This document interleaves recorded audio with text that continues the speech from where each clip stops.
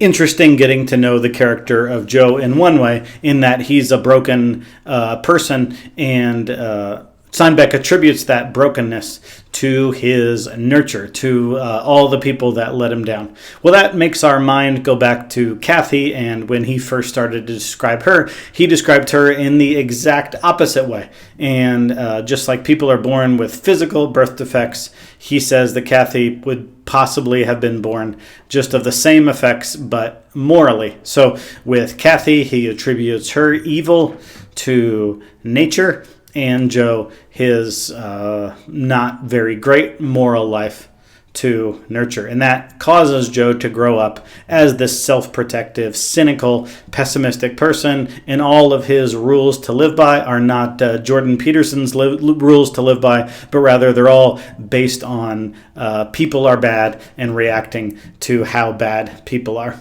Then we get a look down at Kate's hands, and we see that her arthritis is getting worse. She likes to think that the drugs are helping, but by all accounts, her arthritis is getting worse. And so we know that morally she's not getting better, and physically she's not getting better, we don't think. But what about mentally? Well, this chapter isn't too sunny as far as that, because she seems to usually get the upper hand, and that's probably pretty easy when most people aren't sociopaths, and so they're playing by a set of rules, and when you don't play by those set of rules, when you get to go to further extremes, to extort, to steal, to murder, to shoot.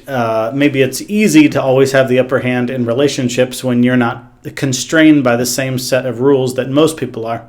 Anyway, it doesn't seem like that's happening anymore. It seems like this Joe, not the smartest person we've met in this book, not particularly adept at anything, and yet, at least in this chapter, is he getting the upper hand on Kathy? It sure seems like he's outplayed her in a number of matches, and so Kate's arthritis, her morality, and maybe even her mind are calcifying.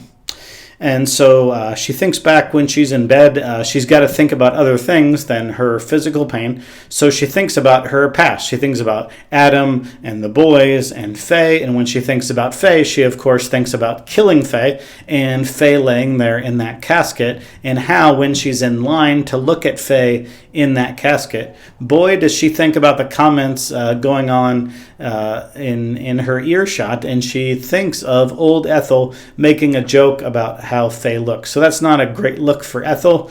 And so we start to think about Ethel, and when we think about Ethel, what do we think about? Oh, shoot, that probably wasn't the best idea to remove her from the county. We should have lived by that old cliche that says that keep your enemies close. And so we could have controlled her, Kathy thinks, if we would have kept her right here at the house. And now she's out there and we don't know what she's doing. And since we have no idea what she's doing, there's no control. And even we know for sure a deputy had to take her outside of county lines.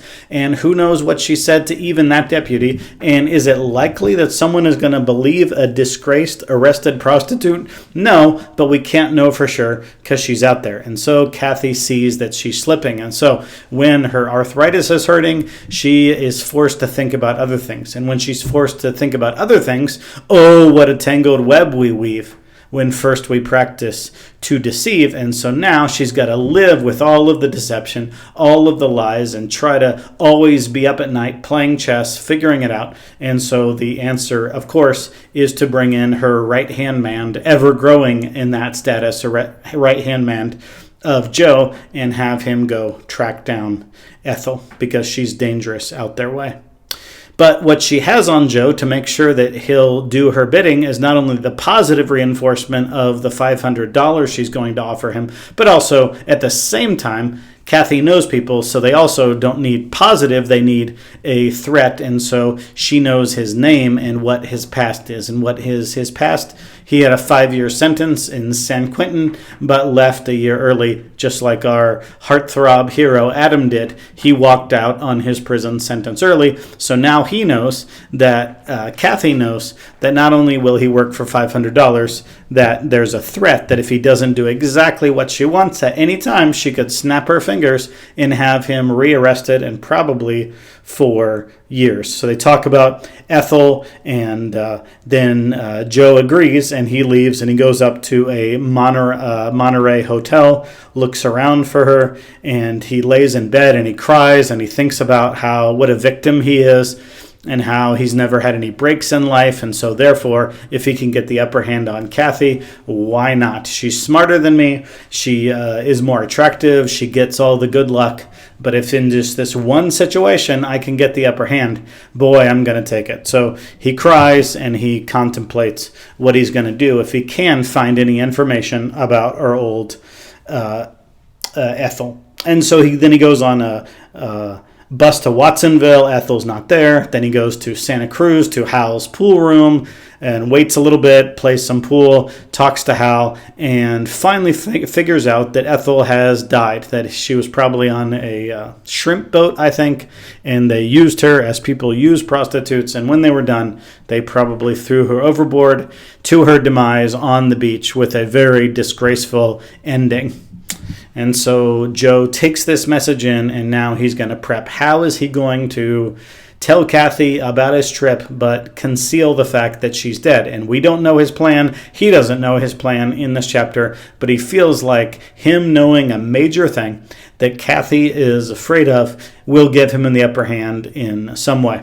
And so he doesn't know how he's going to conceal that truth. He may tell her eventually, but he has something on her. He knows that Ethel must have had something big to give him this much money and go to this distance just to find her. So he knows that Ethel was telling the truth, and that truth can hurt Kathy, and so he's going to use that truth just like Kathy does with all of her clients and all of her relationships that we've seen before she had clients. She's going to take a person's weakness and she is going to utilize it for her own evil advantage. And so, of course, those who live by the sword will also die by the sword. And so the very thing that she uses to manipulate other people, Joe now lays in his hotel room thinking about how he can use it back. And so he gets back, and we meet a well-rested Kate who's thinking of her son, Aaron. And so it's weird that this sociopath person really does have some matronly instincts. Well, does she? She wants to hurt Cal. She wants to give him an STD. Weird thing for a mom to think about her son. But she doesn't for some reason. Maybe because he resembles her physically. For some reason, she doesn't want. There's some shame or something that approaches how a normal person would feel shame. There's something about Aaron that she doesn't want him to know about her.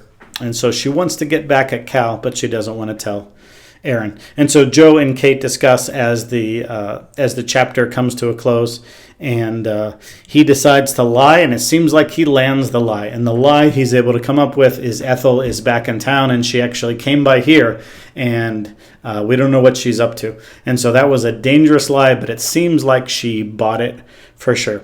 So Joe goes away and Kathy stays in her room. So what's going on in Joe's head? He's going to let it linger. He's going to let it lie. He's going to just let some time elapse. It's it's the day before Thanksgiving. He's going to let some time expire, and then he's going to see how he can wield this as a blunt object. And meanwhile, Kathy goes to her room, and she goes back into that envelope, back to that black hole, back to that gray room that symbolizes how she's doing. Kathy is shook by the news that Ethel is not only living and thriving, but she's back in town. And so how will Joe use that? We don't know, but maybe Kathy will finally get her comeuppance.